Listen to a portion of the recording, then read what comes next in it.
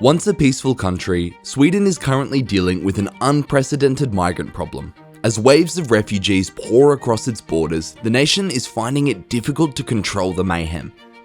Something that was formerly praised as a shining example of the welfare state is currently in danger of collapsing and rupturing their society.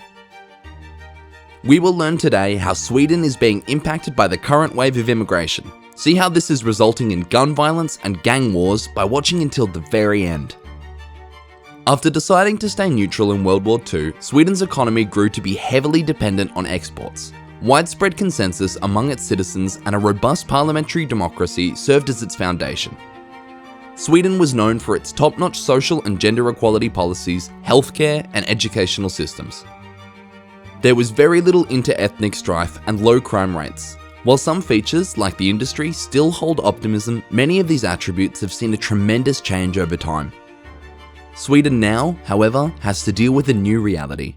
Once seen as a shining example, Sweden is now a cautionary tale.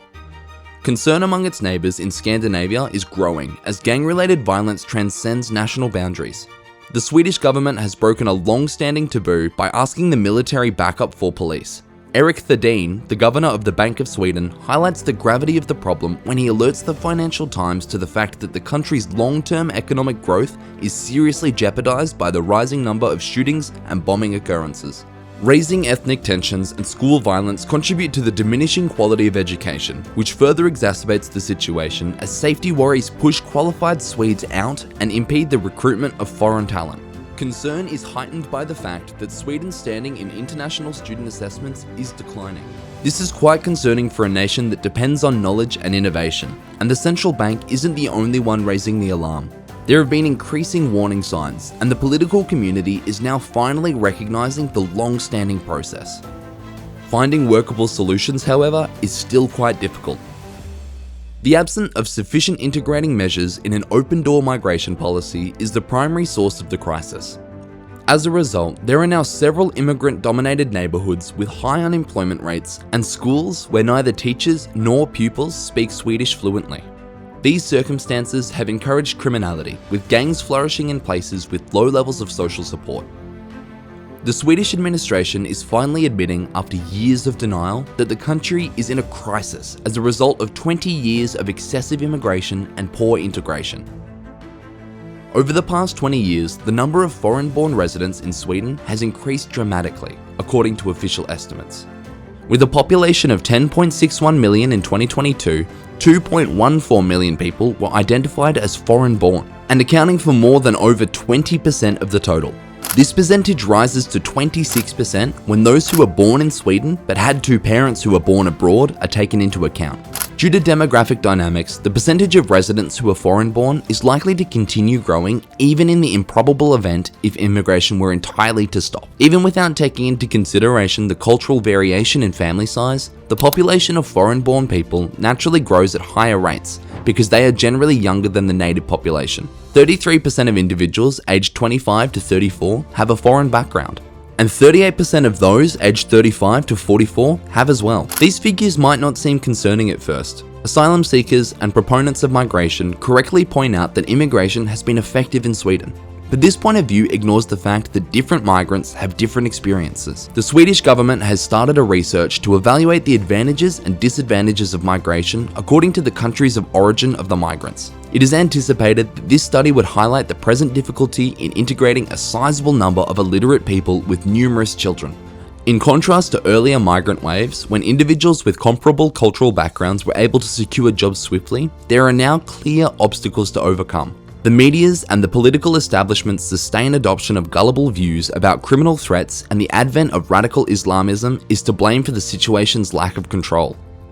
This has resulted in lax legislation and enforcement, as well as an inability to successfully combat the present radicalization trend. The effects of these mistakes are starting to show now. If you appreciate what you see, please subscribe to the channel before continuing. However, the substantial migration wave from nations with a plurality of Muslims increases the likelihood that Sweden may elect a radical Islamist party to the legislature, perhaps as early as the 2026 election. It's interesting to note that Nyans, the party's Swedish name, means nuance. From the 12th to the beginning of the 20th century, the majority of Swedes were Christians. However, that percentage has since fallen to less than 60%. The change in population is probably going to give Islamist organizations more confidence to push for a different legal system where Muslims would be subject to Sharia law. Whether law and order principles will prevail over the efforts to create a parallel society ruled by gangs, clans, and radical Islamic ideals is the key question. In his statements to the Financial Times, Mr. Thedin emphasizes that a strong foundation of trust between individuals and towards government was one of Sweden's greatest strengths during affluent times. He now believes that if gang violence is not adequately addressed, this trust could be challenged.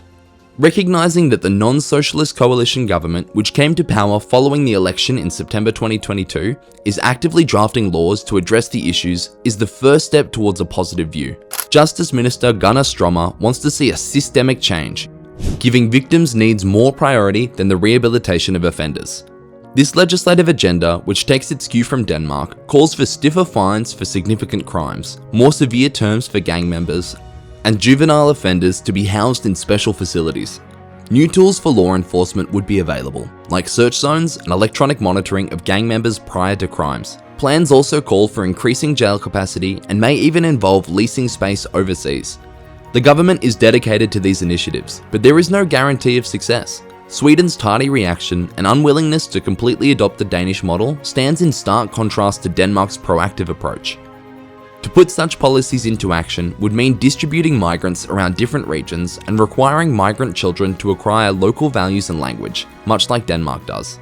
Sweden is hesitant though, because they believe the existing program is already radical and will make the results of the upcoming election unclear. If the voters disregard Immanuel Kant's dictum that whoever desires the end must also desire the means, a dismal situation results. Even while action is currently supported, persistent exposure to pictures of defenseless bystanders hurt by armed children could resurrect old leftist ideas and undermine law enforcement initiatives. The Swedish public's discourse has grown dangerously polarized, with claims of racism and fascism permeating everyday conversations. Radical Islamist organizations, left-leaning media, and Russian trolls are among the forces stoking the fires. The opposition has risen to the top of the polls, riding a tide of popular dissatisfaction with the administration. But the game hasn't ended yet. The government will have an opportunity to show growth before the next election, which takes place in September 2024. Pressure is felt by the Social Democrats, who held power from 2014 to 2022 when issues worsened. They're making a daring move by asserting that they have always been strict about immigration and crime. Although this tactic might win over some, it is difficult to garner the support of leftist and Green parties, which is essential for building a government with a left slant. The Social Democrats fear that the government action could reinforce a non-socialist system, which is why they are reluctant to back it. However, they understand that if the government collapses, there may be a strong demand for law and order that right-wing political groups might take control. The question of whether legislation and law enforcement alone can address the growing divide in societal norms is the heart of the matter, regardless of party. Tight law enforcement to lessen the worst issues would be the best option if this rift cannot be healed and solutions are still elusive. This could, however, entail tolerating a society ruled by extremist Islamists and gangs, a possibility that worries neighboring nations. Please click the like button and subscribe to the channel if you discovered something new today.